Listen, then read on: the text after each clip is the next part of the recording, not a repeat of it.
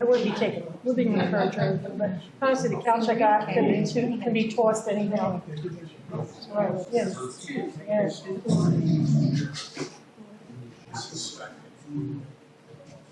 Yeah. I'll show it to you later. But like card, I have a blank card for you to sign it and I'll do it next week.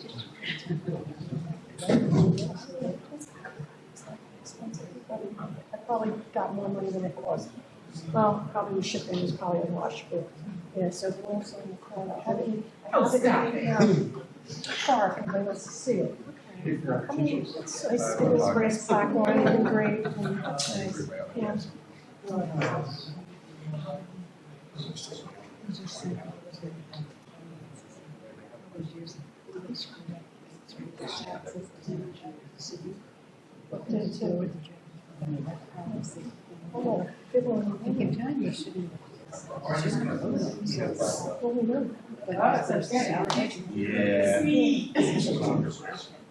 Really?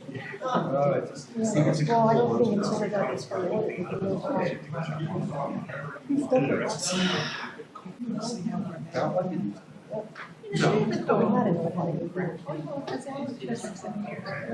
year, really good was last year. You can see it around her eyes, and she like has no flower belly. You've seen it. Well, initially, they were really well. Everything burned out across centers.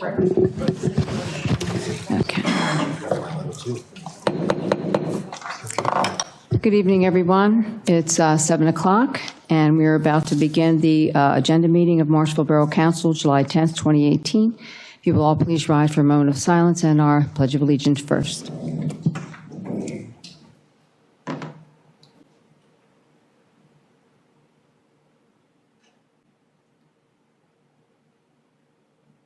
I pledge allegiance to the flag of the United States of America and to the republic for which it stands, one nation, under God, indivisible, with liberty and justice for all.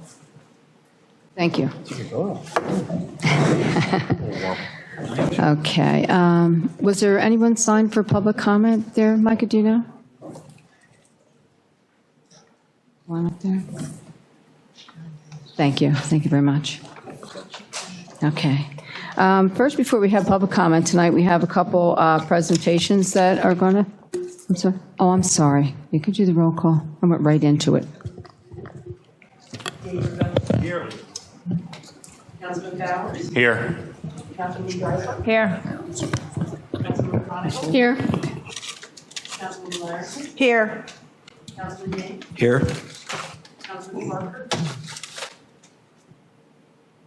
Councilman Smith? Here. Councilman Baker? Here. Okay. We have Rich O'Brien from Keystone. Okay, thank you. Before we go to the presentations, the manager would like to make an announcement about something.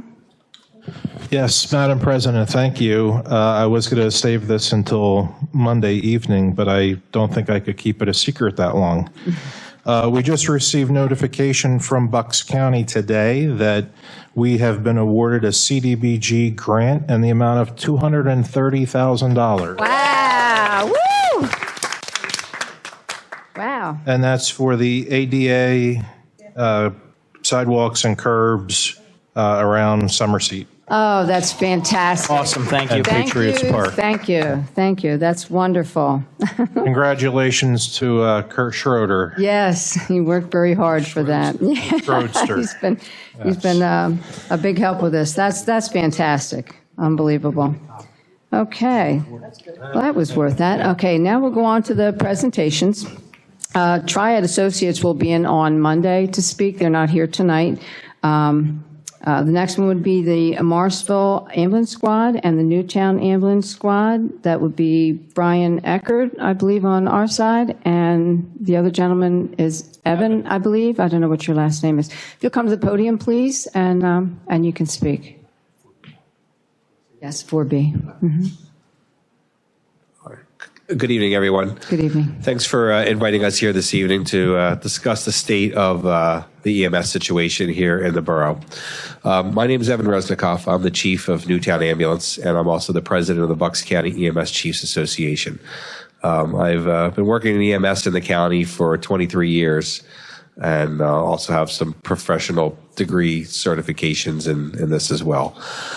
We were brought on board at the request of Brian back in February to look at potentially taking over providing service to the existing area that Morrisville Ambulance serves, as they are at a financial disadvantage. So I'd like to set the stage for you to kind of show you where EMS has been going in the county for the last 10, 15 years and why why Brian is where he is today. The county started losing EMS stations around 2003, 2004, largely due to lack of funding.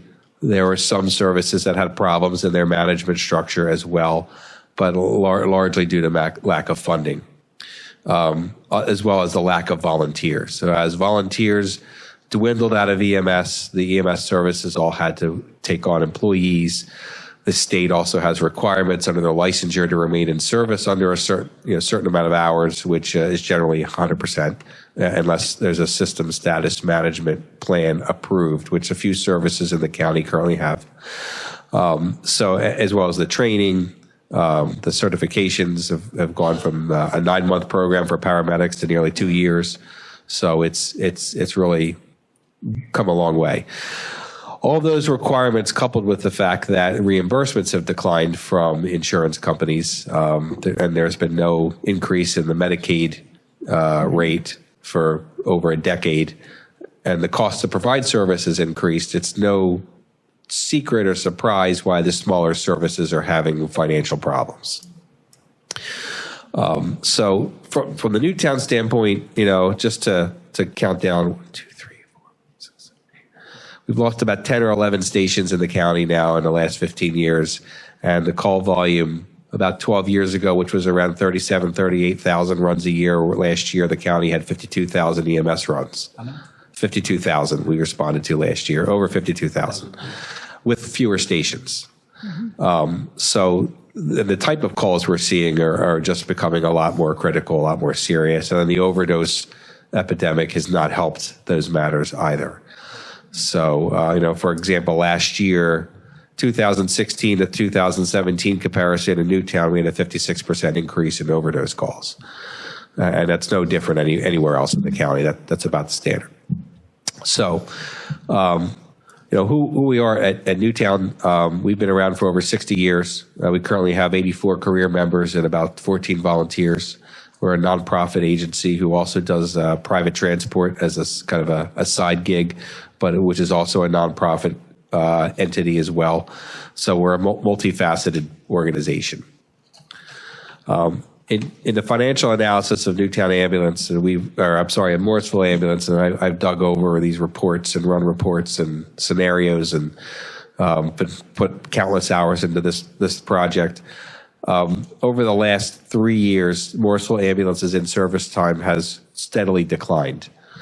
And in discussing this with Brian, a lot of that has to do with recruitment because he can't afford to pay the staff what the area agencies around him can afford to pay. As well as, recruitment of paramedics has also been very difficult for all of us out here. With a reduction in reimbursements from patients' insurances, as well as not being in service as much, their revenue has declined. Like any business, if you're not open, you're not able to earn revenue. Our operational analysis, the call volume has seen little growth. It's been pretty flat over the last 3 years, hovering around 1,000 to 1,100 calls a year. And I think a lot of that has to do with the fact they've not been in service 100% of the time, because our overview analysis of the general area looks like it would call for about 1,200 dispatched calls per year, including mutual aid to the surrounding areas. So they're losing out some mutual aid as well. We had put forth a proposal, our latest proposal, which called for basically would be an 18-hour ambulance, which would require approval from the surrounding agencies, including Yardley, Makefield, EMS, and Levittown, Fairless Hills, for a system status management plan based on the budget and the revenue for service and the current available tax revenue. There's not enough revenue to support a 24-hour ambulance here. It just does not exist. No matter which way you look at it, it's not there.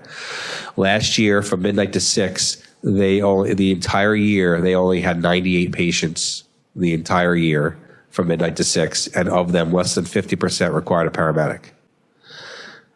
This was a surprising statistic to us because we thought more would require a paramedic at night. I know in Newtown, some of the more critical calls happen after midnight, but that's what it looks like in the reports that I independently pulled out of Brian's system. And the last couple of years before that, the call volume was a little bit higher because they were in service more, but generally, from midnight to 6 is their slowest time period.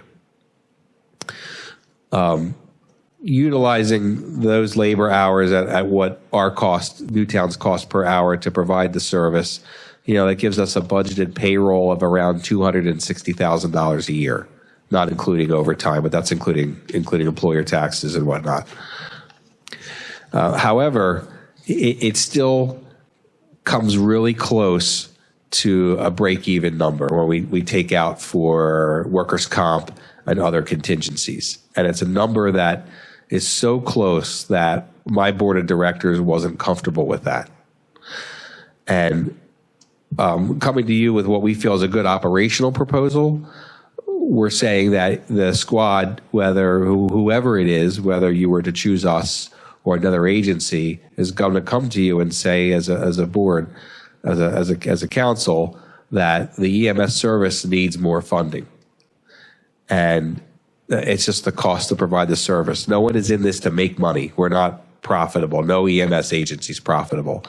But what there has to be is a good net at month to month to make monthly bills, make payroll, be able to pay for repairs, be able to upgrade the vehicles, be able to keep up with the state increases and mandates and the medications we carry. So, for example, we're going to be carrying a new drug. We're going to be carrying liquid IV Tylenol because they want us to get away from using opioids. Well, each vial of Tylenol is $150 per dose. We cannot recover that cost. So, like hospitals and doctors' offices could itemize bills. If you've ever gone to the emergency room, you get a bill from the physician group, a bill from the hospital. They bill you for the EKG. They bill you for the amount of tissues you use. I mean, you know how that goes. We can't itemize bills. There's a flat rate. We go take a patient on Medicare. There's a flat advanced life support rate, a flat basic life support rate, a mileage rate, and that's it. It's not negotiable. So we may have a very critical patient and spend $1,000, $1,200 to treat the patient. We're going to see a typical Medicare reimbursement of like $500, $600. And we cannot balance bill a Medicare patient. We can't balance bill Medicaid. The only patients that can be balance billed are patients covered under commercial insurance, which leads us to another problem. We do not get directly paid by commercial insurance. We have to go after those checks. So we stopped keeping track on a monthly basis, but by March or April, Newtown was already out about $80,000 just from direct pay. So there's a lot of money out there, but the insurance companies are very powerful lobbying groups, and all of the legislation we've tried to get through for that has not passed. So as a borough or even in the townships, the governing body is required to provide EMS service, and how you choose to do that is a difficult decision. And where you are now with the current service, I don't think Morrisville Ambulance is going to survive another quarter or two. And a choice needs to be made as to how you're going to provide service. Whether you entertain our proposal, which is going to require some additional funding, and especially some startup money, because we met with some attorneys today. We discussed a lot of things at the 11th hour today. There's a lot of hoops to jump through, a lot of approvals that have to happen, new accounts, separate accounting for everything. Everything will have to be kept separate from the existing Newtown stuff. There's a cost for that, as well as the fact we won't see revenue from patient service for at least 3 to 4 months. So there's again, not a profit, but a cost to provide the service, even for the 18-hour a day that we're proposing.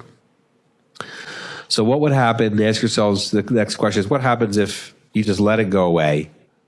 What's going to happen to EMS service here in Morrisville Borough and the small section of Falls Township they cover?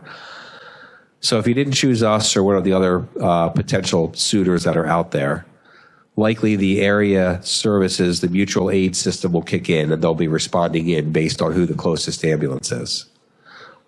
Likely scenario would be is they would probably come to you and ask for some of the existing millage to provide that mutual aid service.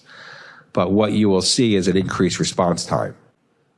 And if the county is busy, which it frequently is, last year there were 4 times where the county ran out of ambulances and they had to bring ambulances from the upper and central end down this way to help fill the gap.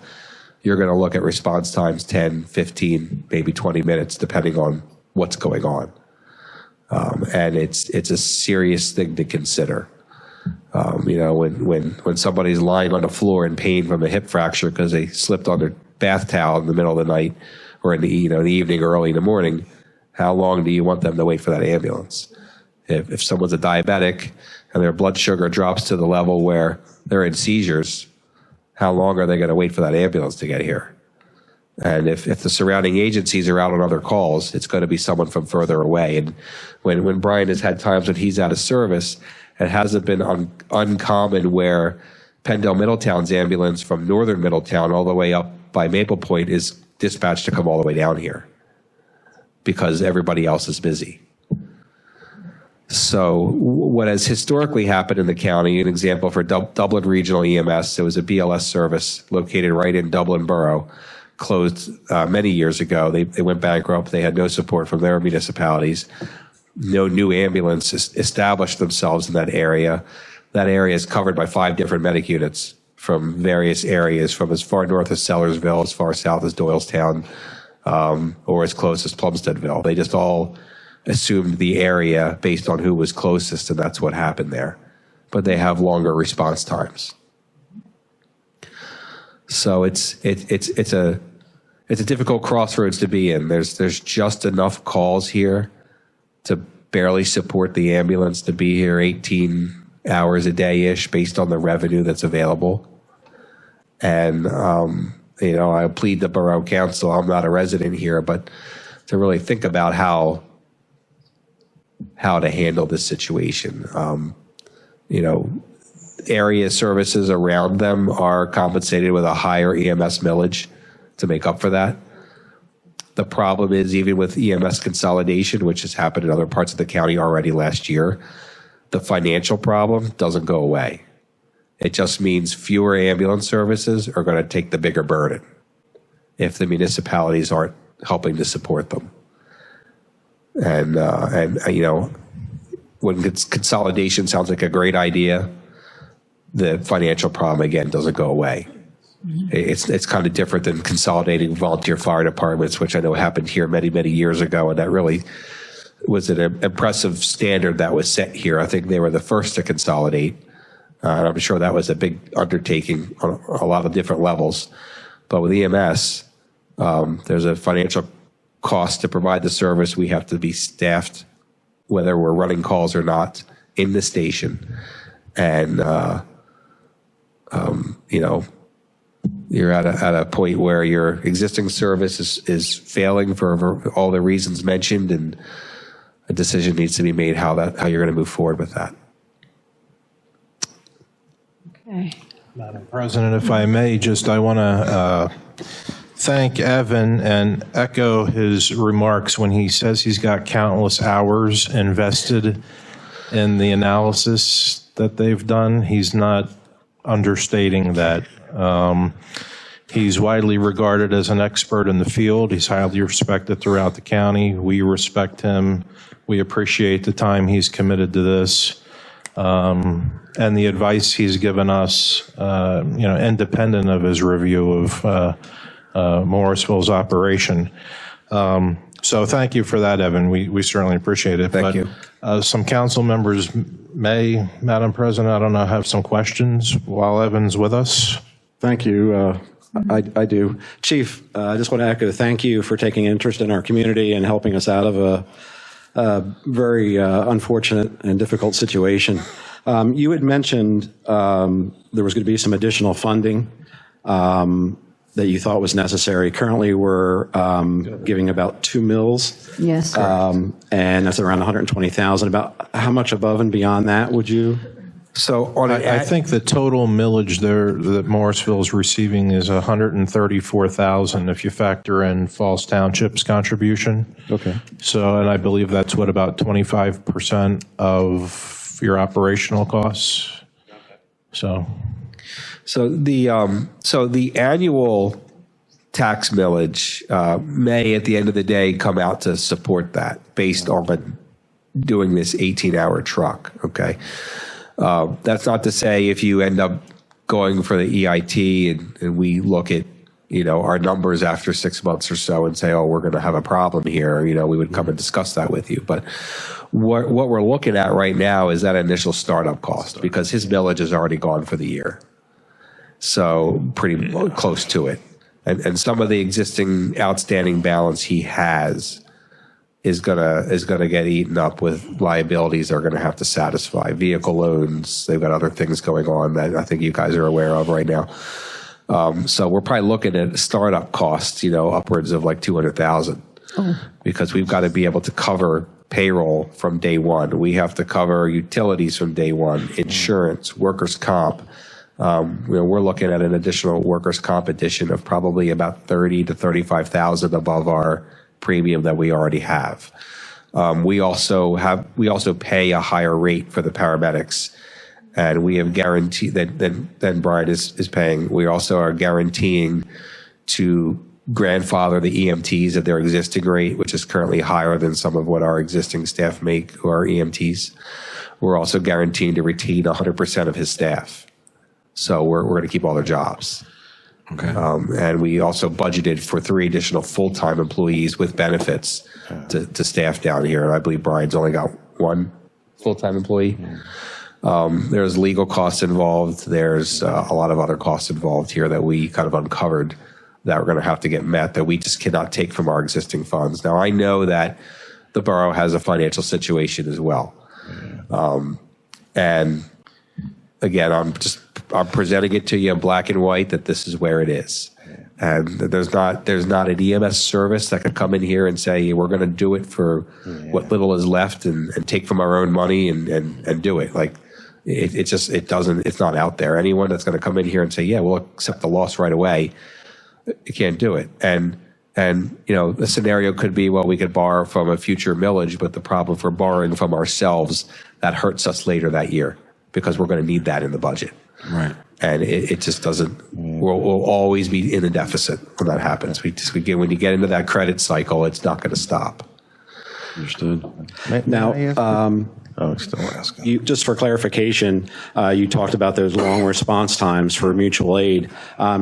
If Newtown takes over, you will be operating out of this squad's location as a substation. Is that correct? Correct. Well, it actually would not even be a substation. It'll be its own station. So the corporate structure would work how it would work is we would establish a DBA, which would be Morrisville EMS, most likely. I think you're Morrisville Ambulance right now. So we have to be in Morrisville EMS under our existing corporate name.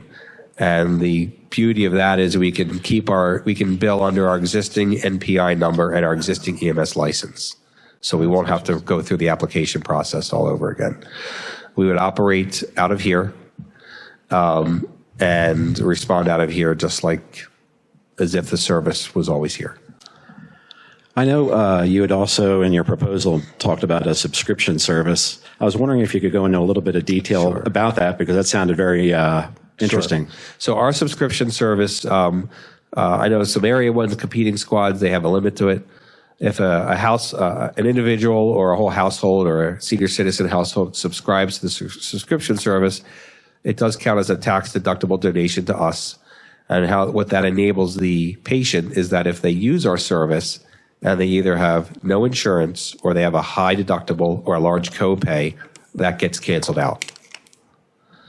So if somebody it's a household with kids pays a $60 subscription rate and they use the ambulance once, and they're like me with a $6,000 deductible on my health care, and it's January, and they haven't met the deductible, it's covered. Nice. And we don't have a limit on that for the amount of use on the service. Okay. We also have reciprocal agreements with Yardley Makefield. We would want to go into a reciprocal agreement with Levittown, Fairless Hills, if they'd be open to that. We also have reciprocal agreements with the other ones around Newtown, so that if we go into their area or they come into our area, we'll honor their subscriptions and they'll honor ours. Thank you for your service, Chief. That's all I have, Madam President. Okay, anyone else like to say something? Sure. First, again, thank you to both chiefs. I don't think this is a surprise to anyone sitting up here. Brian, what was it, maybe 6 years ago, you came in front of council, explained that 139 financially was in, strapped, right, and it had to go out to referendum.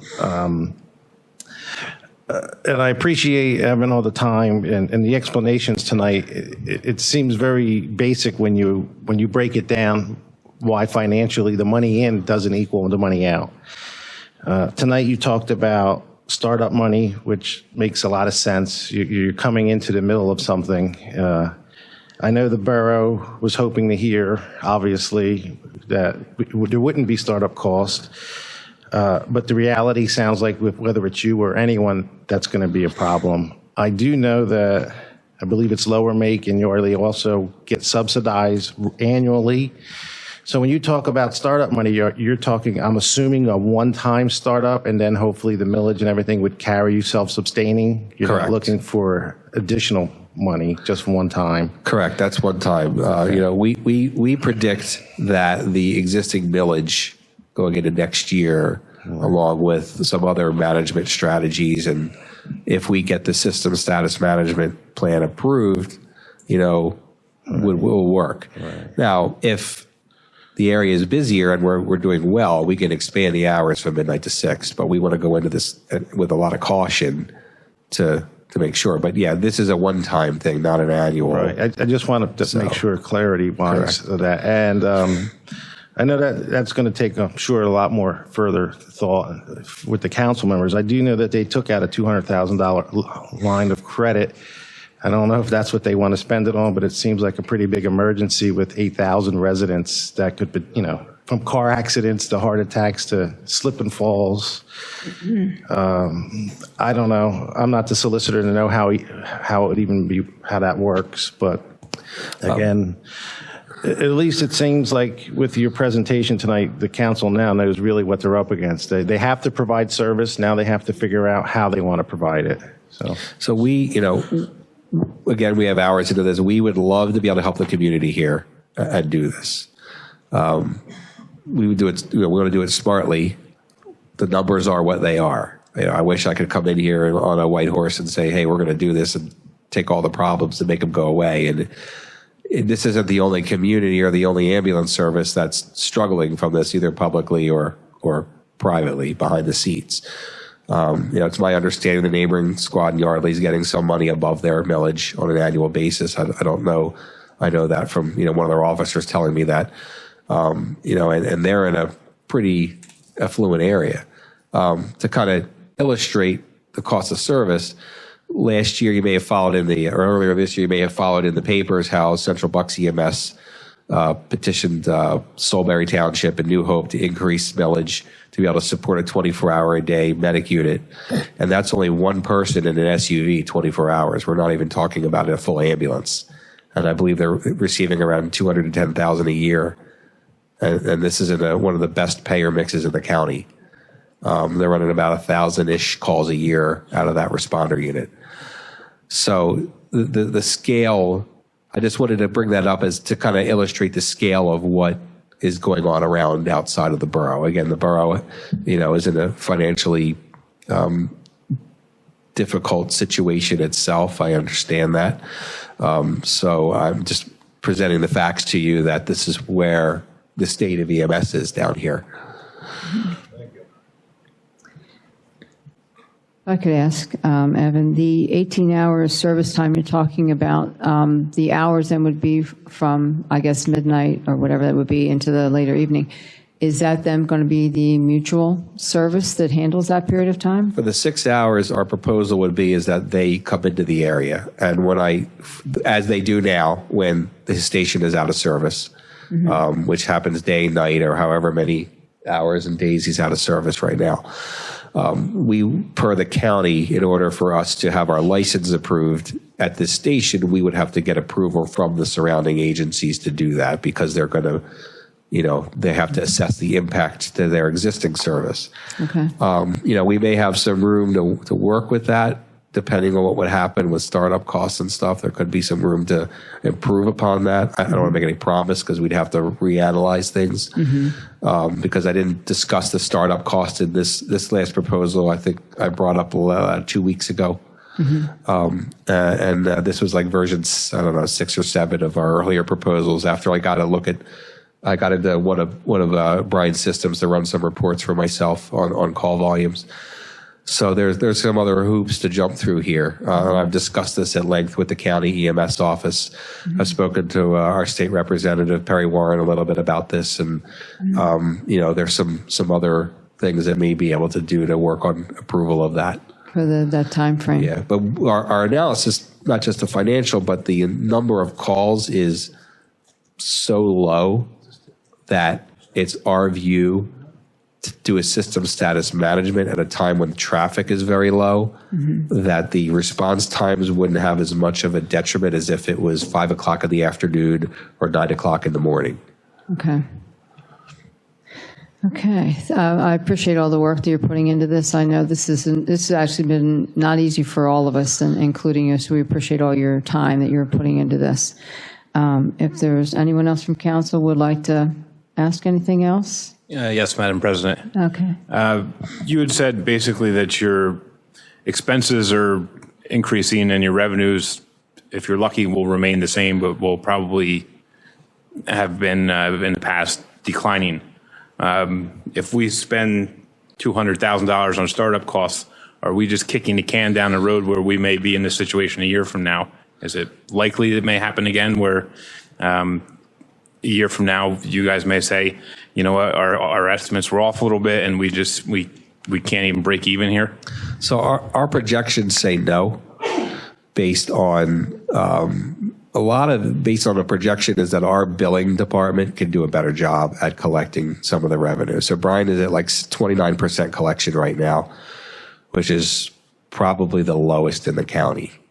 Now we're at 52% in Newtown, but our payer mix is different. We think we could do 35%, which makes a difference.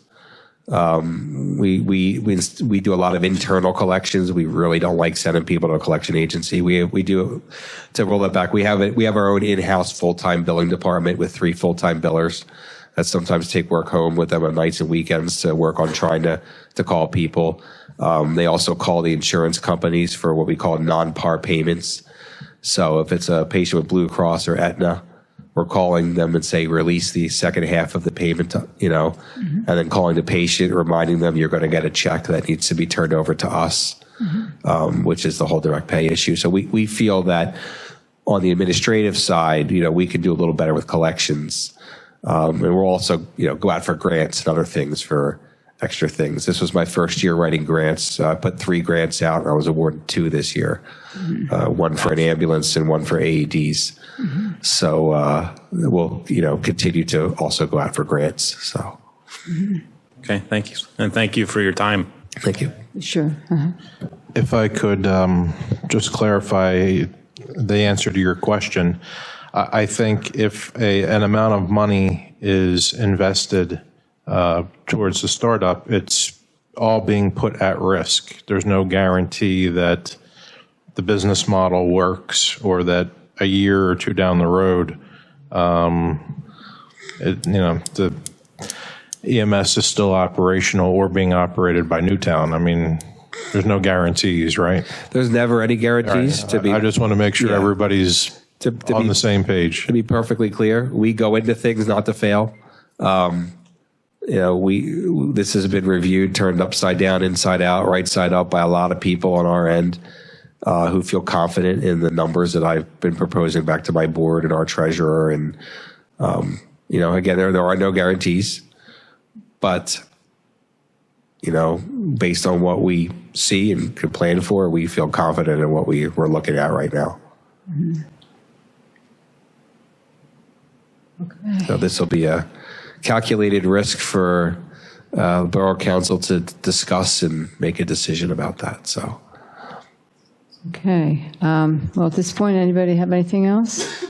Okay, I think the council is going to have to really mull this over. This is a big pill to swallow tonight. Certainly. Like you said, it's not an easy thing. None of us want to do any, not help the ambulance squad. It is, like you said, it's a very tough situation. We did give millage not too long ago, and obviously it didn't keep them afloat. And it is a risk no matter which way we go. We just have to figure out how we're going to end up doing this. We pay the highest taxes in Bucks County, so it's not easy to look at it on this end. So we will all take a look at it, and we'll go back to you. We do really appreciate everything that you and your organization has been doing to help us, and we'll get back to you about it. Okay. Thank you very much. Feel free to reach out to me anytime, and I've offered to the manager and the mayor as well. I'll be happy to consult on a at will free basis. Any questions you have, no matter which way you go on this. Okay. I'm always looking out for the EMS system as a whole, as president of the Chiefs Association. So feel free to call upon me as a resource. So. Okay. Well, thank you so very much. Thanks. Thanks, Evan. Thanks, Brian. Madam President, at this point, does council wish for us to pull the motion from Monday's agenda? Yes, I would, so that the council has more time to go over this, and we can talk about this. Thank you very much. Okay. The next presentation will be 4C is from Keystone Municipal Services, and we have Rich O'Brien here. Thank you.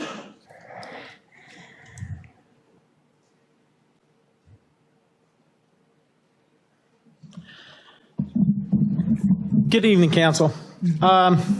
Manager had asked me to come tonight to speak about the fire inspection program as well as a rental inspection program. Right now, you have both inspection programs on your books as approved ordinances, both as an annual fire inspection as well as an annual rental inspection. In speaking with staff and the manager, to date, those programs have not fully come to fruition. And what we would propose would be to formalize those programs and run them as they were envisioned within the ordinances that were passed.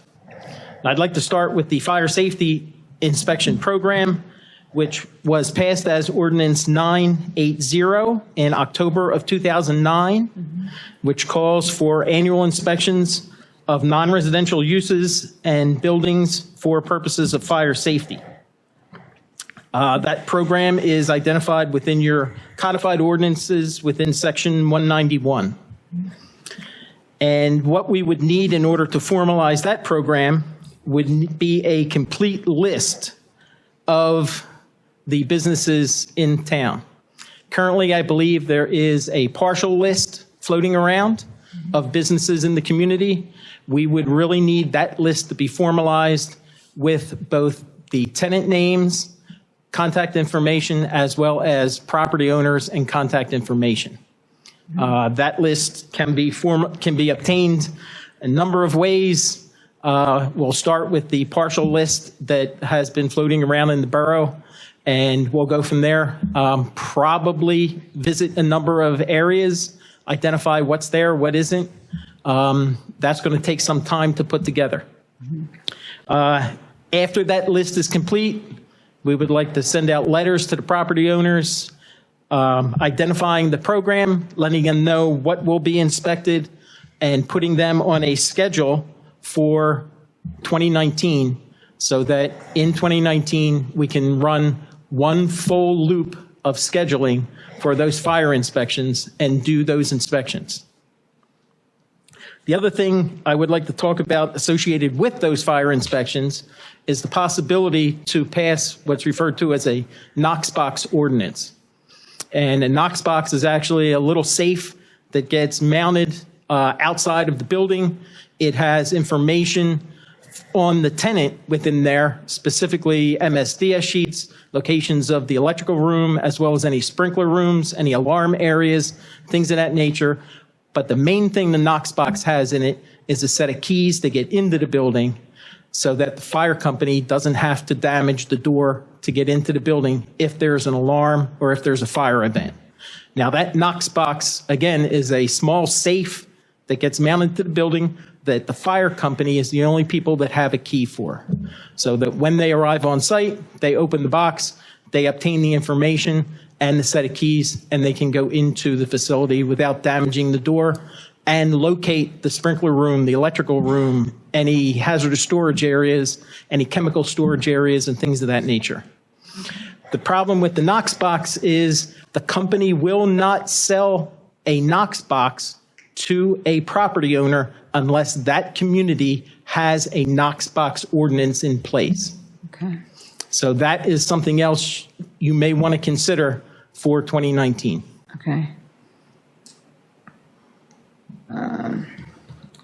Do you have any questions in regard to the current fire inspections that you Madam have? President, if I may, Rich, while you're up there and you have the floor, will you speak to the canvas and curb, the sidewalk and curb canvas? Yes. Just to update them on where we are with that. Currently, that is complete. I do have a list from my office from the gentleman who literally walked the entire borough and identified lengths of curbs as well as concrete blocks that need to be replaced on every property within the borough that has damaged curbs and sidewalks. And I have a draft letter that Scott had looked at to send out to the residents. We had made some changes to that. We're in the process of updating that and hope to have that out to the residents in the next 2 weeks. Okay. Okay. Getting back to that fire program, does anybody have any questions in regard to your current ordinance that's on the books, which is Ordinance 980, referred to as Section 191 within your codified ordinances? I don't believe we set any fee yet for it, or did we, in our? There is a fee in the fee schedule. The new fee schedule it is now? Yeah. Okay. That's correct. There is a fee. That fee, honestly, is low. Okay. When I prepared the fee schedule, I followed that through from the previous ordinance. Okay. That fee may have to be bumped up slightly Okay. in order to cover the cost of the program. right. Again, and a lot of that has to do with those upfront costs in developing the list of properties and the list of businesses in town, because we don't have a complete list currently. Okay. All right. Thank you. Do you know what that fee is offhand? Right now, it's $35 as a base fee. If the inspection takes more than a half hour, it's another $35, and it's a $35 for every hour after that. Can I ask a quick question about this Knox box? Yes, ma'am. Is that something that would be required for every business? As businesses get renovated and new businesses come into town, that would be part of those requirements to install a Knox box on that business. That is correct. And that would be a fee that the business would have to pay? That's correct. Do you know roughly how much those are? I don't off the top of my head, but I would be surprised if it's more than $200. And every time there's a turnover, do they have to get a new Knox box? No, they would just have to change the information inside. Gotcha. Okay, thank you. So it's just a code that gets, Someone moved the chair and didn't put it back. so it's just a code that goes in there. They just reset the code. That's correct. Okay. I believe a lot of the businesses in Falls do that, because I know the business that I work for, we had Falls Township has a Knox box ordinance. yes, ma'am. Okay, yeah, because we had a problem with smoke damage, and after that, they had us put that on the front of the building. Would have Right. saved a lot of knocking down the door. Okay, thanks. So with the fee schedule, our goal would be that this program would cover costs for itself. And That is correct. okay. Now, again, depending on how you want to structure it, there are a number of ways you could structure those fees. Okay, with that letter that gets sent out to the resident or to the property owners as well as the tenants, You can structure those costs a number of ways. One of the ways that I structured it in other communities is to front load those costs and give the tenants and property owners a break on the cost if they pay upfront by April 1st of next year. So that cost would be, X. After April 1st, it would be Y. So what you're hoping to do is collect enough money up front to be able to run the whole program and not have to run off your general fund. Kind of like you do with your taxes. You get Correct. that extra savings if you do it early. Exactly. Okay. Madam President, if I may. Yes. So I more or less have a comment. I actually have had a Knox box in the past. It's fantastic. It's a good thing for the fire company, and I like the way you're talking about on rolling it out, not making it a full sweep where everybody's got to run out and get one now. As turnover happens, it becomes an issue. I am going to take issue, not with you, but with the fact that 980 was put into place in October of 2009 and was never implemented. That's a waste of taxpayers' time and money. That means we had the solicitor review an ordinance just so it could be on the books and never do anything about it. That's a little frustrating. And before I make a decision on this and what you're going to speak of next, I just want to be clear and understand what that implementation is going to look like, what it's going to cost, and how we're going to afford it. Because right now with the ambulance squad and everything else, clearly implementing something new that's going to be another burden on the taxpayer without rolling it out in a way that we can afford it is my concern. Madam President. Yes. If I could just remind everyone that legislation alone does not solve problems. I agree. There has to be a plan. There has to be a phased-in implementation of a new program or policy. Resources and time and people have to be committed to that plan. Voting on something and adopting something does not fix everything. Well said. Thank you. All right. Anyone else? All right. And continue. The second thing I want to talk about tonight is the rental inspection program. Right now, you actually have a rental inspection program on the books. It is Ordinance 1019 that was adopted October of 2017. Just late last year, that was adopted.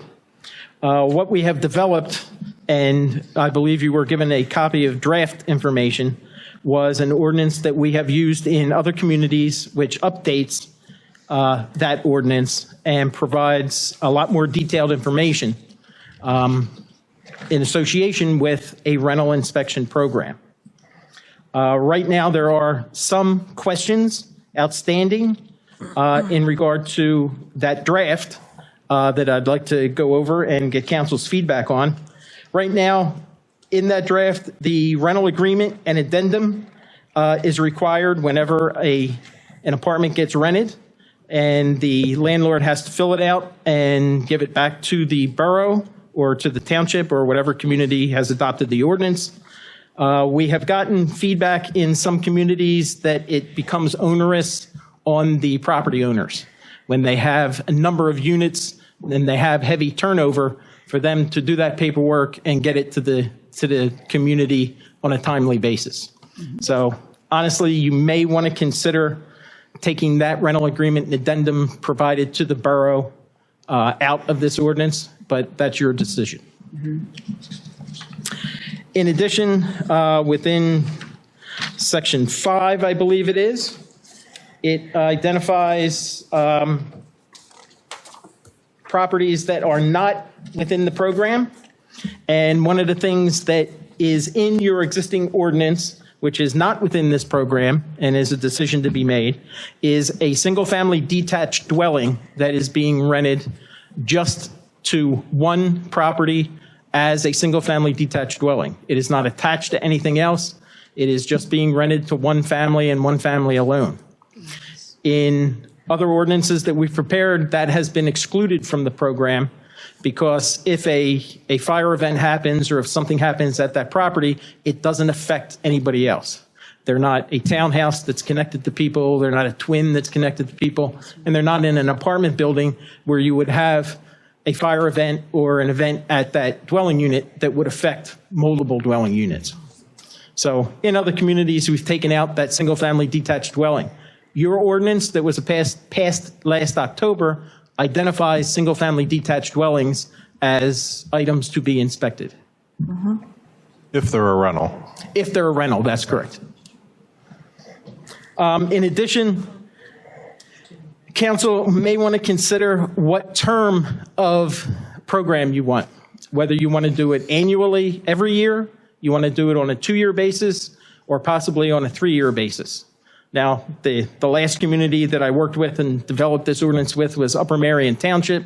They have over 8,000 units that are rental units. They're doing a 3-year program in order to inspect all 8,000 units. One of the problems, again, is we're not sure how many units you have in this community that are twins, townhomes, apartments, rooming houses that need to be inspected. Developing that list is going to be a chore. We don't have a list of the legal ones, let alone the illegal ones. Developing that list is honestly going to be a timely. Let's talk about the administrative burden and cost of that, Mr. O'Brien. I don't know what that would be. The initial step would be to go through your tax rolls, identify all the absentee properties or absentee owners versus people who live in the community. And let's start with those absentee owners first. And let's look at those. I don't know, again, from that information, I won't know how many units are there. That's when you go to the Sewer Authority website or the Sewer Authority records, determine how many EDUs are at each one of those properties. And each EDU that they're paying for is another dwelling unit. So there are ways to gather the information. Unfortunately, it may be a time-consuming effort. And is that a resource that Keystone provides its municipal clientele? I can, but Because again, it is a timely effort. What is the cost? Because I can tell you we do not have the resources in-house to mount such an endeavor.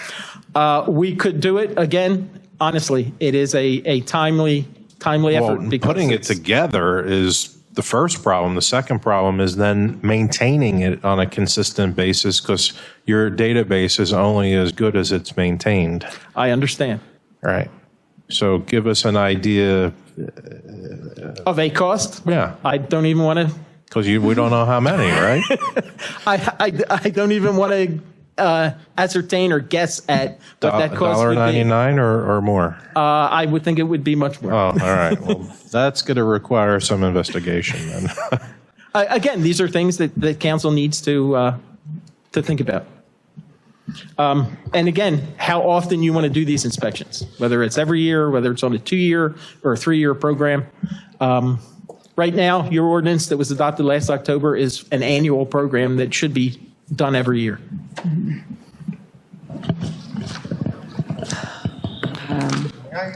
Sure. Mr. O'Brien, I just had a quick question. The first thing that you said should be considered for the rental inspections was you mentioned how much paperwork for the property owner if there's a lot of turnover and perhaps take that away from them. Correct. So who are you suggesting do the paperwork? I'm assuming, is it Keystone would do it or? Well, we would identify how many units they had, okay, do the inspection and charge the property owners for that many units. But the paperwork, every time that unit changes, that's that paperwork we're talking about. Okay, and they would provide that. Actually, I believe in the draft ordinance, I have it as a requirement associated with. This one? No, that is actually the application for the unit. Okay. It's actually in the draft, one of the addendums, one of the resolutions, or is it associated with the? It is Exhibit A, required addendum for residential rental agreement. It would be part of their agreement that they sign when they rent the apartment. And then that landlord has to then get us a copy of that information so that we know, A, who's living there, and B, they're familiar with their responsibilities for both the owner responsibility as well as the tenant responsibilities. Right. Okay. I was just, I understand that there could be a lot of, inconvenience for them. And you were saying maybe they don't want to do it. I just wanted to know who you're suggesting actually does it. Yeah, then that actually would be eliminated. Right. Right. Okay. Thanks. Lastly, for the appeals associated with the program, in talking with the borough manager, he had suggested that the borough council may want to hear the appeals opposed to a appeals board that you would set up independently. That's something that council would also need to make a decision on, whether you want to be the person that the property owners come to appeal anything within the ordinance. When you did that with another municipality, they set up an independent board? I think it would be... They normally, if they have a property maintenance code of appeals, they send it to the property maintenance code of appeals board. Okay. I don't think you have a property maintenance do code of not. appeals board established. No, we'd have to establish one. Right. Okay. It's probably a better idea to do it, I guess, like that. Is there a set number you said? Is there like a template that you have on how to? It's how many would actually be in the on that? property maintenance code. Okay. There's a template for setting up an appeals board within the Okay. property maintenance code. All right. Yeah, I would assume we would probably go that route that I would think of. That again, that's just another decision that Okay. council needs to look at. Okay. If indeed you want to move forward with the updated ordinance. Okay. Yeah, if you want to stick with the existing ordinance, that's not a question. It's a question of whether you want to adopt and supplant the new one over the old one. Okay. And that's correct. And there is a repealer built into the proposed ordinance that would repeal the previous adoption. Okay. I guess first thing council has to do is that should probably review the original ordinance that's in there and compare the difference on that before making that decision on it. The other thing that is within your draft information is a copy of the application for the certificate of occupancy, as well as a resolution identifying things to be inspected with the rental inspection program. And I would probably make a recommendation that even if you stay with your existing ordinance, you may want to consider this resolution anyway, because it actually gives the property owners all the information that they have for everything that will be inspected, so that they can address the issues up front before we even schedule the inspection and get out there. Okay. All right. So just take part of that one and add it to the other one. And yeah, that would just be An a separate amendment to it. resolution adoption associated with ordinance 1019. Okay. Real quick, this ordinance and these resolutions, you drafted these, Keystone drafted these. Has our solicitor looked at these? I don't know if Mr. Flager has had a chance to look at those yet or not. Okay. I know that they were given with the packet and identified as draft information. Again, both of these programs, whether it's the fire inspection program as well as a rental program, we're not reinventing the wheel with these. They're already on the books. Okay. Madam President? Yes. So this is a question not so much for Keystone, but possibly for the members on the board here. The 1019 that was adopted in October 2017, was that Act 90 that we put into place? Yes. Okay. And that was reviewed by the solicitor. And from what I recall, internally, we were told after we approved it that we didn't have the ability to implement it. Is that correct? That's my recollection. I just want to make sure I'm correct. I seem to recall the assistant borough manager coming to a meeting and saying, "There's no way to implement this." Am I remembering that incorrectly? Yes. Okay, thank you. I'll have to look that up then. Thank you. Okay.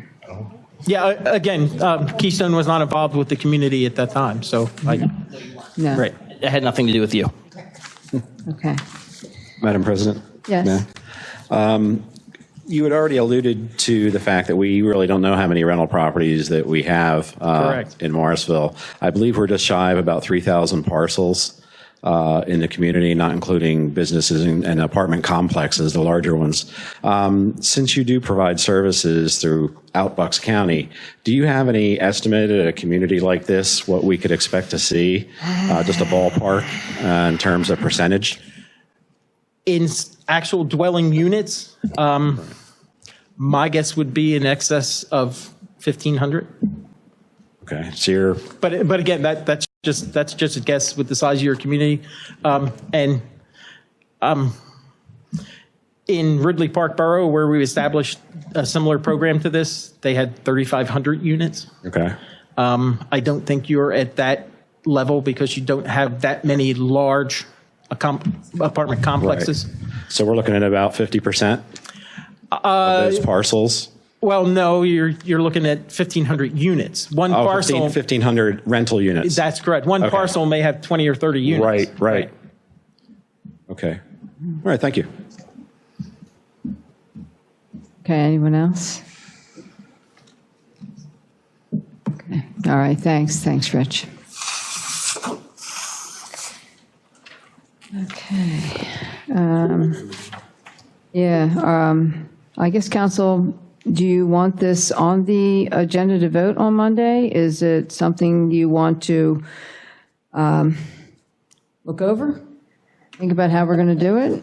Hold off? I would need more information financially, and I would look to Scott to help us out with that. It sounds like to me, based on Scott's questions, that he doesn't have a whole lot of faith that it's something that we could afford right now. So I think we would just, personally, I would want to take it off until we can get a little bit more data and a better understanding of what the financial impact would be. Okay. Right. Yeah, and if I could just add, for whatever it's worth, regardless of how council wants to proceed with this, is fine with us. But I think if you're going to do it, commit to do it right. And if you're going to commit to do it and commit to do it right, then we should probably have Keystone administer the whole thing. I agree. Trying for us to take that on in-house, spread over existing staff that we're already overtaxing is just, it's never going to be what I think you want it to be if you move ahead with it. Mm-hmm. So it's going to come down to But that's going to depend on what Rich is going to charge us, or I'm going to run him out of town. Okay. Well, if everyone's okay, how about if we pull that from the agenda and we'll discuss on financing, how we will implement it. We all know we need to have it. It's just how we're going to end up paying for it, especially in light of what we're finding out with the rescue squad also tonight. So is everyone okay with that? Would you want to do that? Okay. All right, then that one will be pulled. Okay. You're going to pull 9B? Yes. Pull 9B off. And the ambulance squad we're pulling off, right? Okay. You ready to Want to proceed? run down the motion, the action items, if there's no other comment or question? Yeah, Triad is coming in on Monday. They're coming in. What exactly is Triad presenting? Triad Associates specializes in grant writing for municipal governments. They have a very successful firm with offices in New Jersey and Pennsylvania. They've had a very successful history. In fact, I'm told they've done business with Morrisville before, but that's long before my time, and I wasn't familiar with what they were doing. They're really the only firm I'm aware of that specializes just in grant writing for municipal governments. And at the last Finance Committee meeting, this topic came up, and I was asked to locate a firm and bring them to the borough for consideration, and that's what I did. Okay, thank you. Thank you. I'll give a brief presentation Monday night. I know they have I looked at their website, they do have a high success on getting grants. Mm-hmm. And seeking grants, not only like you and I had discussed where the engineer's involved, but also some private organizations granting that we would normally have to have someone else draw that up for us. Okay, Can I ask Rich a couple questions Sure. about his report? sure. I just have a couple questions. From the Stockham building, I noticed that they plugged up the holes in the brick. Have to have a way for the birds to get out.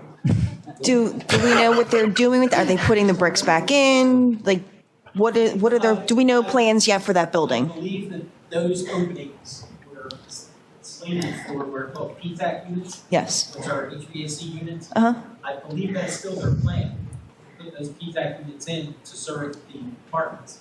Okay. When that will occur, I haven't They put the cart before the horse. information. Okay. That specific property, as Scott, I don't know if he's told you, they have set up an escrow for the apartment section, which I believe is the top section, not the first floor, but the floors above. They are supposedly getting a dumpster as well as some construction fencing shortly, hopefully by the end of the week. I wouldn't want to hazard a guess. But they do appear to be moving forward and wanting to start the project up. Is this new owners or is this the same owners just underneath? The lender has taken possession from the previous owner. Oh, nice. Okay. And my other question was for the 75 Crown Street. Is that just going to be apartments now? I'm not familiar with that project, honestly. The Banyan. That's the Banyan. The Banyan. Actually, we should probably defer to the solicitor to answer that because there was a meeting more recent that you weren't privy to. Randy, do you mind? Oh. Double-edged sword here. Litigation. Oh, yeah, I'll say a couple things. Well, you can. How do I turn this on? We had a meeting here at Borough Hall with Banyan, and because it's could be a potential litigation issue between us and them, I would prefer talking about this to council in executive session. Okay. I will say, however, that it was made very clear to them that the person or the people that were sent had a very difficult relationship with the truth, and that the council and the public were less than impressed by the multitude of answers to the same question. And I'll just leave it at that, and I can discuss it further if you want in executive session. Okay. Okay, Thank thank you. you. Just if I could update the council on just a couple other things. We have met, or let me phrase that, I have met with the. Back the microphone. Rich, can you grab the mic just so it's on recording?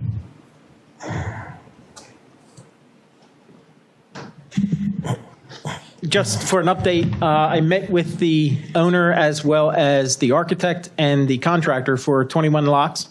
Went over their plans that they had submitted. Most of what was on the plan, they claim has already changed. So they are revising those plans and coming back because I informed them that we actually need a plan that represents the actual scope of work that will be done, not one that they wish will be done. In addition, they talked about the distillery that they want to set up in the front part of the building. And those plans are in. They've already been reviewed with the exception of the electrical portion. They are coming before the zoning hearing board for a use variance, I believe, to establish that distillery use in the front portion of the building. Lastly, the school district has come in with plans to update entrances into 2 different sites for security entrances and security doors. Again, those plans have already been approved and signed off on, with the exception of the electrical portion of those. And the electrical plan reviewer should be in this week on Thursday. And hopefully both of the distillery as well as the school district plans will be signed off for the electrical plan review at that point. Just for a point of clarity, for the 21 Locks building, you were talking to the developers, correct? Not the owners of the brewery, correct? That is correct. Okay, I just want to make sure. That is correct. It was the property owner, Chris. Casey. Yes. Yes. Okay, I just want to make sure. As well as his architect. was at the meeting. Yeah, just to clarify, they, I believe, are going to be on the agenda for the August zoning hearing board meeting. For the distillery use, that's correct. Right. And once they get over that hurdle, once the plans are final, we think, the borough, and they establish escrow, the borough engineer will review those plans, and he'll determine at that point whether he recommends to council a waiver of saldo. Correct. And that was one of the things that we spoke at length with the developer, that subdivision of space for purposes of leasing, even in an existing building, as defined within the MPC, is a land development. So they either have to go through the land development process if they are looking to put multiple tenants in this building, or come before council to request a waiver of land development. Right. So sometime September, October, the plans may come to council if the borough engineer recommends that a saldo waiver would be appropriate. Okay. Thank you for your expertise on that and moving that along for us. You know, I know you guys moved pretty quick this week for KC, so I appreciate it. Okay. Before we go on to, I'm sorry? You want to go back to public yeah, I was just going to do that. Yes.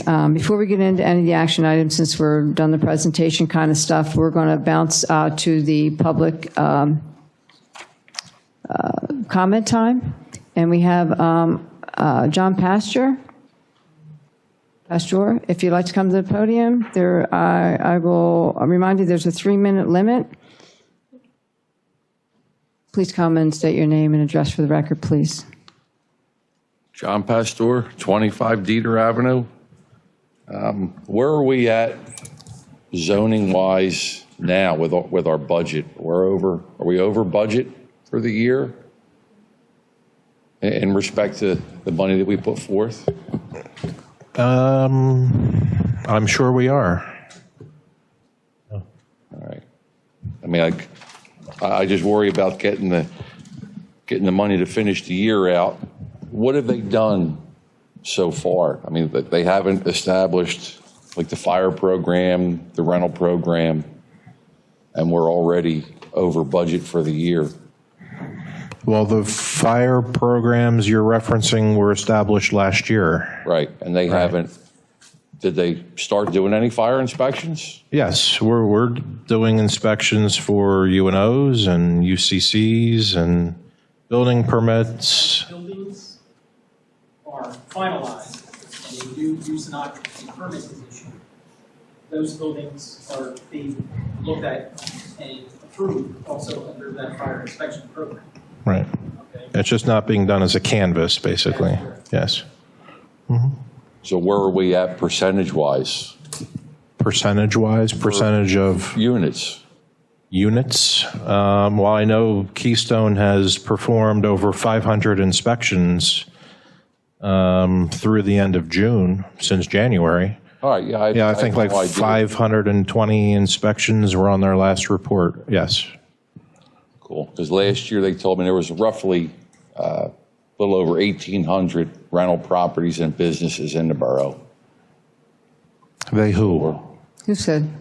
Subi last year. Oh, okay. Well, then he knew more than we knew, Was because we don't have a list. 18 and change, was like almost 60% is what he come up with last year. Yeah, it didn't show me figures on that, so Yeah. I don't know where he came up with that figure. I have no, that's why we're talking now, is how do you figure all that out? It's going to be a costly process that we're going to have to pay for one way or another. Congratulations on the grant.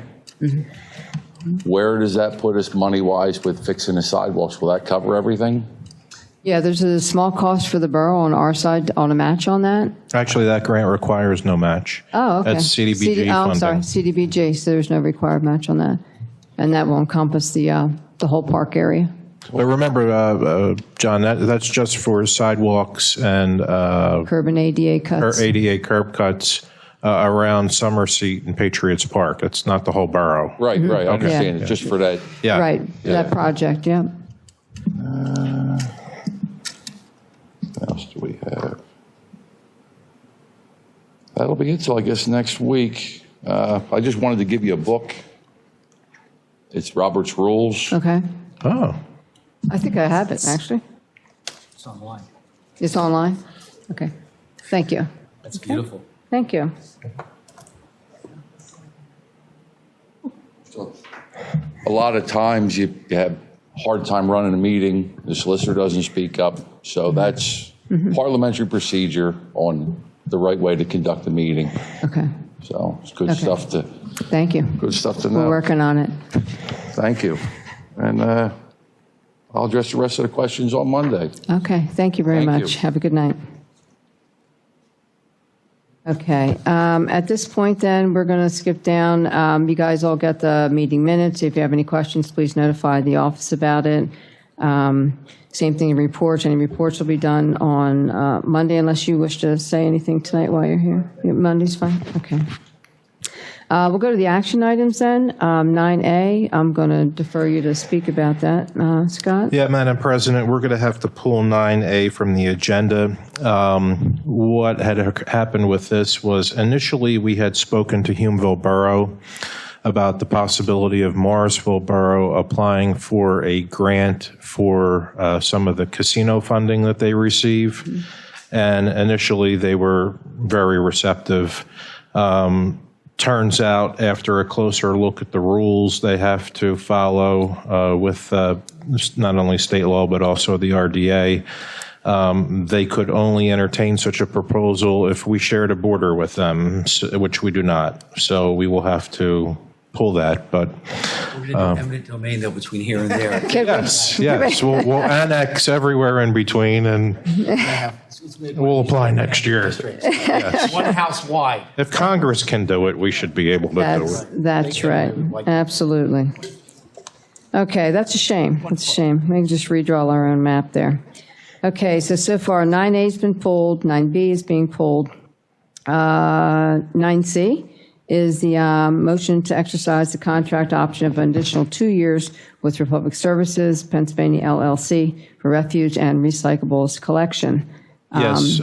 Sorry. Go ahead. We brought this to council's attention a couple of months ago. We were going to give a little more time for some recent service hiccups to work their way out. But we're reaching the point now where if we're going to not go in the direction of extending the contract, that we need to start getting bid specs ready. So where does council stand on 9C?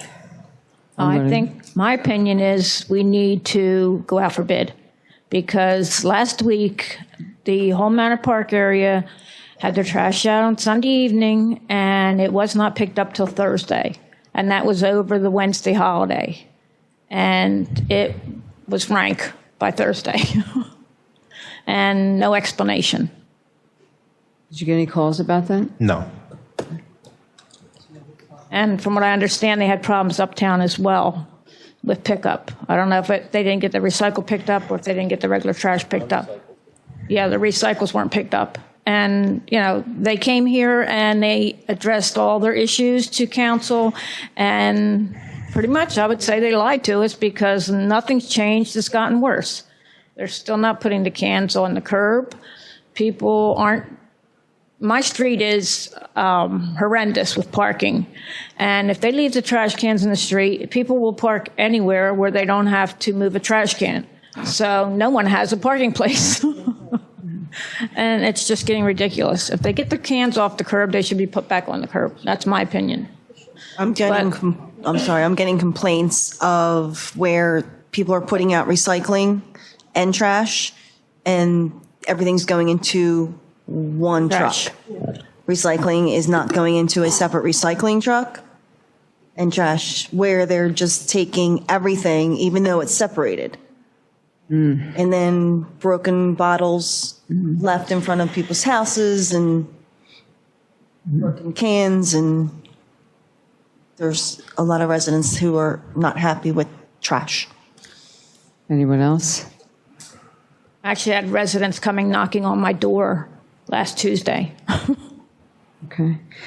Let me ask you. I agree with everybody else. I mean, I think they came in the first week after the representative was here, there was less complaints online and less problems. And it just continued to escalate and become worse since then.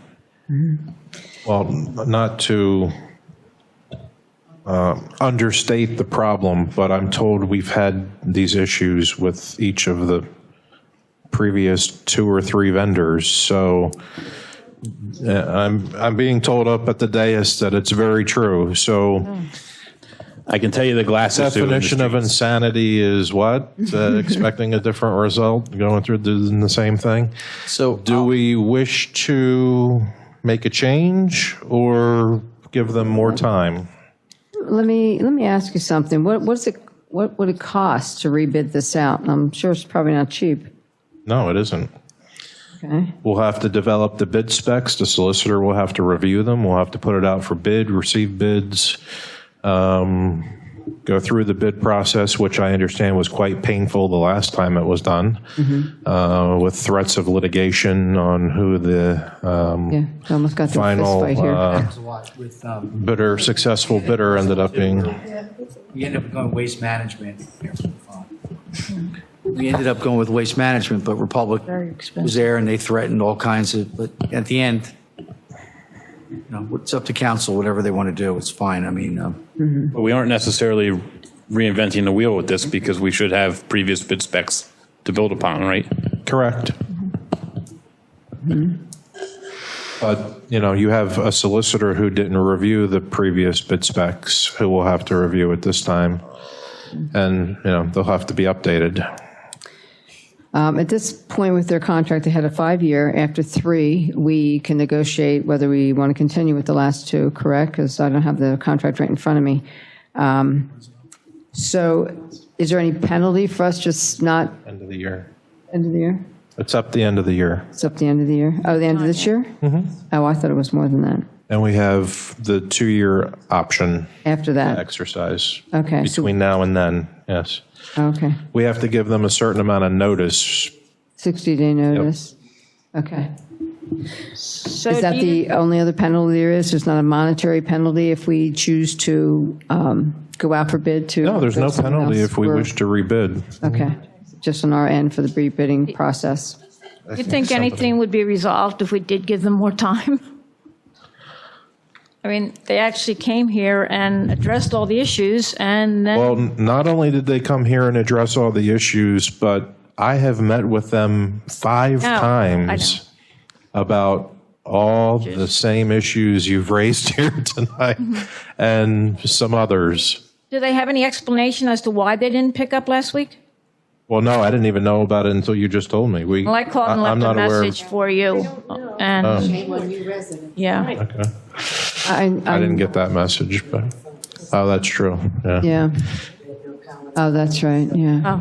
Oh, okay. Yeah, because I left a message and asked for Scott to call me or someone else concerning the trash. Oh, my apologies, I didn't get the message. Yeah, that was last week, yeah. Okay, and I called on Tuesday, yeah. Probably. That's what it was then. Okay, thank you. Yeah, Comcast service outage. Okay. Yeah. I believe there may have been I can somebody else. tell you that in the past, extending the contracts for the haulers that we had was a significant savings. Now, I don't know, it's been a few years, maybe things have changed, so it's kind of a shame that you can't get the prices and then kind of weigh out your options without having to put some upfront money. But I know that's why in the past we did extend, not with this company, but other ones. Yeah, it definitely saved us money.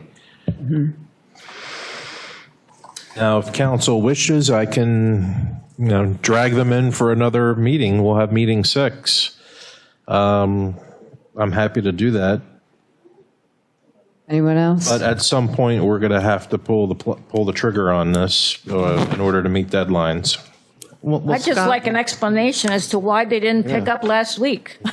I know The whole town. Mr. Seward used to call them, if a resident complained, which was nice because then otherwise he wouldn't know, he would call them directly and then they would come out with a pickup truck and take care of the garbage. So I don't know if we're still doing it. Yeah, we still do that. So if there's an issue, it can be addressed immediately, and that's really what should happen. We get calls, and when we get calls, we forward those complaints directly to the representatives. And usually when we do that, it gets dealt with immediately. But the trend continues.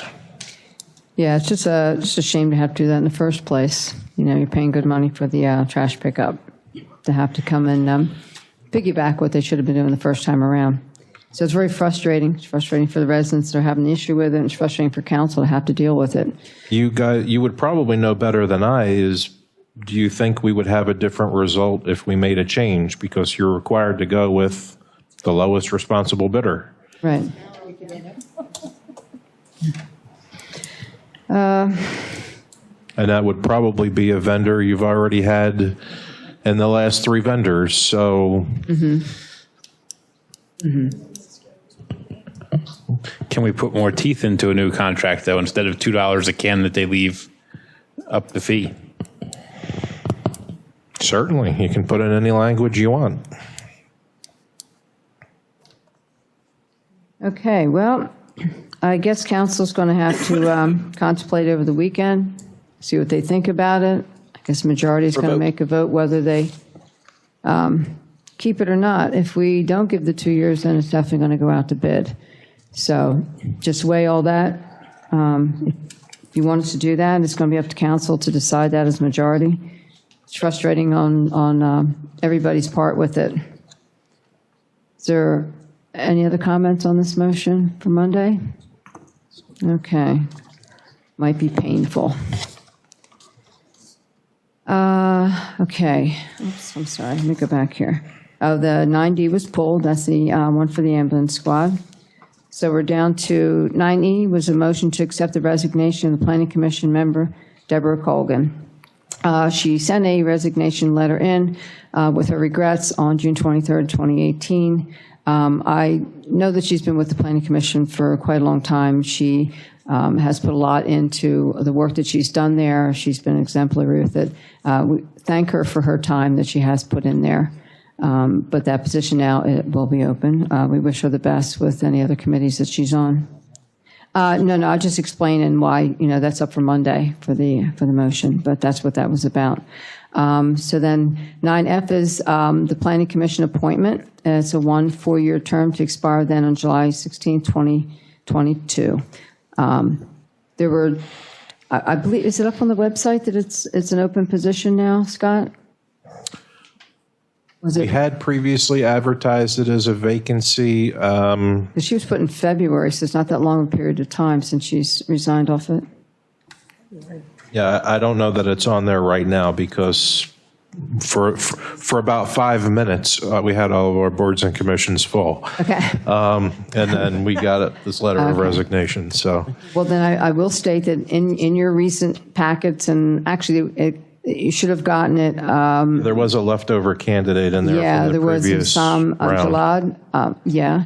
And then there was another gentleman, his name was Eric McHugh, didn't state the Planning Commission, but just said he would be willing to be on any board or commission if there was an opening for it. That was back in your February 9th packet for that gentleman. If you want to look back on that, you'll see his letter of interest that was in there. So those are 2 names I definitely know.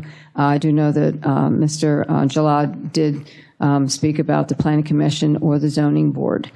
So you do have those names. You can reach out to them if there's anyone else you know of. But we'll also are mentioning it now that there is an opening for that on the Planning Commission. Madam President? Yes. I do have a question on 9F. Shouldn't the appointment be for the remainder of the existing term? I thought of that when I saw the date, and I wasn't sure, so I'm glad you brought that up. Scott, is that the way it should be? Because she was just appointed in order to keep the dates consistent with what they should be on the Planning Commission? Just to finish that term? Just reappointed? Yes, in February. We can check that. I'm not sure. Thank you. So we could adjust the date? Because I thought about that too, but I wasn't sure, because some of the other ones that were late getting appointed, we went by the date that they were appointed to. In February, correct, yeah, because I have the paperwork for that. Speaking of all the appointments, I'm just going to say the roster that we got in our packet, thank you, there are some dates that are wrong. You know me keeping all the information. I will bring to the office tomorrow all the agendas that were voted on for those dates. They could be corrected, and I've corrected them, so I'll show you. It's just there were a couple on the Planning Commission, the EDC. There was a couple mistakes on there. And there was one other one, I forget which one it was, but there was 3. Committees or commissions definitely had the wrong dates on there. So I took the agendas where it was voted on by council, has the expiration dates, you can just make those corrections, but I'll bring it tomorrow. Okay, appreciate that. Is there anything else anyone wants to say about those? Well, we motion? actually, I'm sorry, we had a couple of action items we'd like council to consider us adding. Okay. One is approval of a cooperation agreement with the Bucks County Redevelopment Authority for vacant and blighted properties.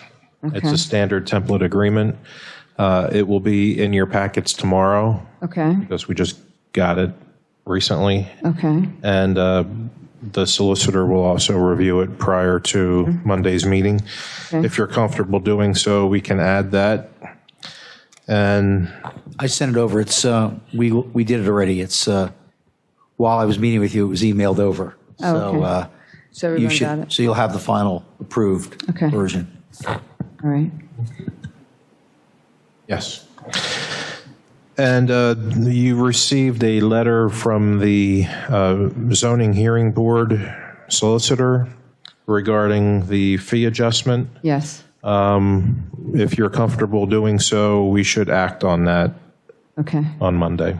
Scott, before we vote on that, can we get some kind of data that gives us an idea of how many hours that we're using them a year? I think it's nominal. Oh, yes, it's very minimal. In fact, all of last year, I'm told the zoning hearing board never even met. Right. So it's application driven, and I think this is the third time they've met this year. Okay. Or fourth. But each of their meetings has only had one applicant so far. So, I mean, it's not like they've got a ton of applications. Okay. So we're looking at a maximum when we have a lot going on, which we do right now, of maybe 8 to 10 hours a year. About that, yes. Okay, that's what I wanted to make sure of. Okay. So everyone's okay with adding that on there? I believe everyone got the information about this in your packet? Okay.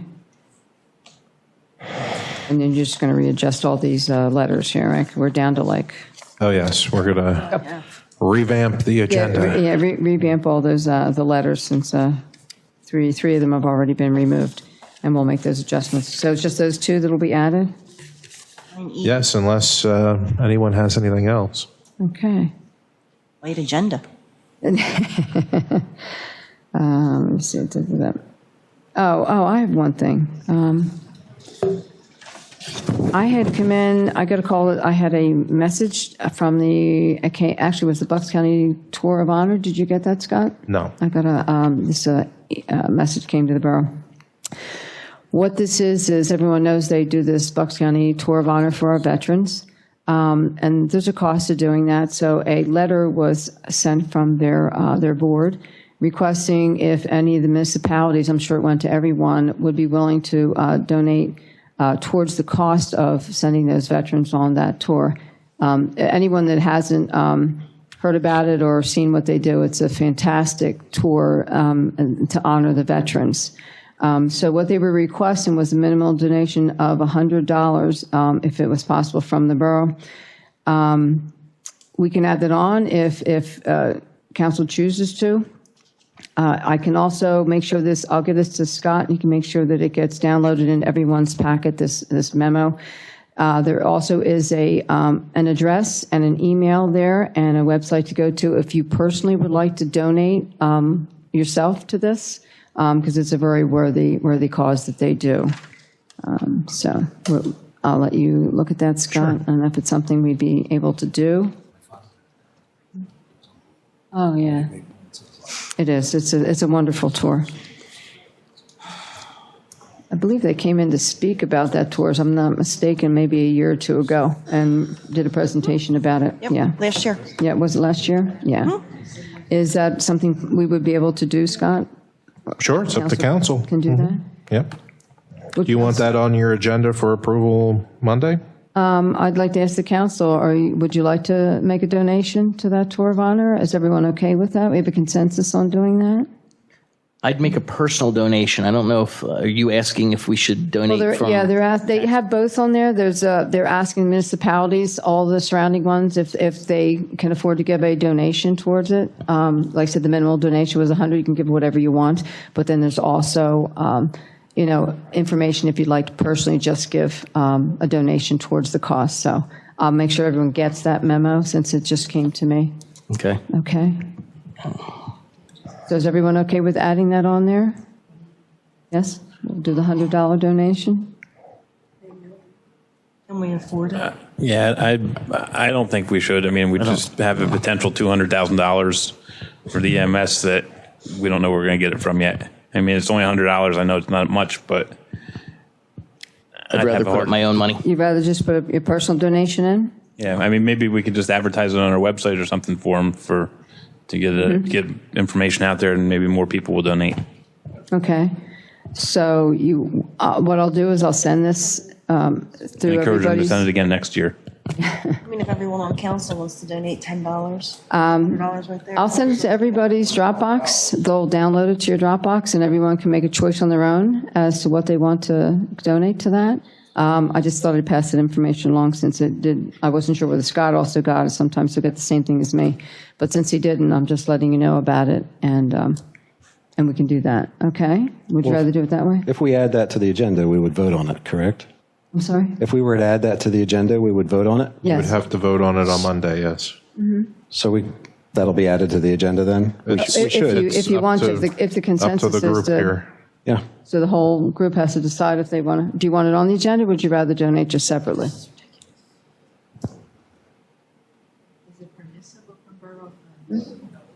Yes, no, yes? Put it on. Are you going to take, why don't you just take a collection from the council members and we can make a personal donation? Let's just do that. That way it's not. Yeah, you can do that, or like I said, just send it on yourself. How's that? We're just going to give you the information, you can personally send it in. So not on the agenda for Monday? Yeah, how if we just leave it off and we'll send the information to everyone and they can just send what they'd like in. Yeah. Oh, yeah, that's what I'm going to do. Yeah, thank you. I have it. Yeah, I gave it to Scott. He'll give it to you. Okay, is there anything anyone else needs on the agenda? Can I ask one last thing, and then I'll shut up forever? One more thing, really? Are you guys happy with this sign yet? We recirculated the corrected language for the sign copy And I got for dates the placard correct. at Patriots Park. Yes. Is everybody good now, and do we think it's factually correct in the way we want it? Yes, I actually went and searched out the documents to make sure that the dates were correct for the two schools. It was in your Friday delivery. Mm-hmm. So one last bite at the apple. If you want any changes or revisions, No. please let us know. Okay. All right. Anything else? Okay. Borough officials, you don't have anything else to say or add? Can I just make one really quick request? I did not know that 4B and 4C were going to take place tonight. Is there any way that you can make a change for any agenda meetings to at least let us know when the presentations or anything that we're going to vote on? Can you maybe just put agenda in parentheses so that we have all the information in front of us? Well, actually, we were planning on doing them both nights. However, we found out about the change to Newtown's proposal at the 11th hour after the agenda went out. Okay. So it was too late to note that because we thought they were going to be here again Monday. You were going to hear from them again, and you were going to vote to authorize us to advertise an ordinance. And the same with 4C. I don't know, does council feel Rich from Keystone needs to be here again Monday night or to answer any questions? Or do you think you're comfortable with however it is you want us to proceed on Monday? Yeah, I don't think it's necessary. The council realizes they're going to have to look at the other ordinance. They're going to have to look at what we've gotten proposed from Keystone and how we were going about paying to implement it. I think is what you're looking at, correct? So I think you want more time on when we could actually do that? No, it's a bad thing. I think we need it. I think Yeah, for since we're Monday, they're pulling gonna it from need- the agenda, Okay. I don't think there's, Okay, maybe when we eventually put it back on, we'll have them back. okay. Yeah, so the things that got pulled, we really didn't know till the last minute after it was drawn up that these things were going to have an issue. Like I said, 9A also, same thing. When Scott got the information, it was after the agenda had already been drawn up. So we just figured we would just say why it was on there and why it was being pulled off. Normally, we would know ahead of time.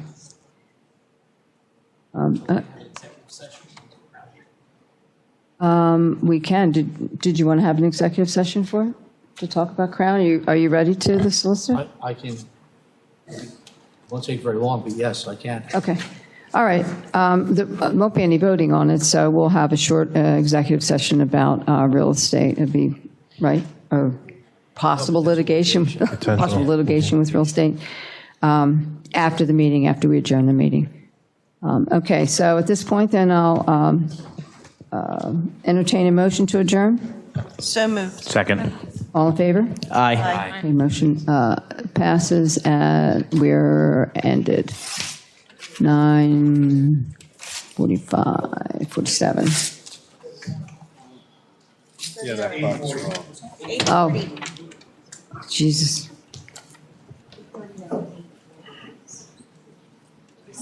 I can't, well, that clock's wrong, right? Is that right, 8:40? I'm looking at the clock on, why is it? We got to fix the clock.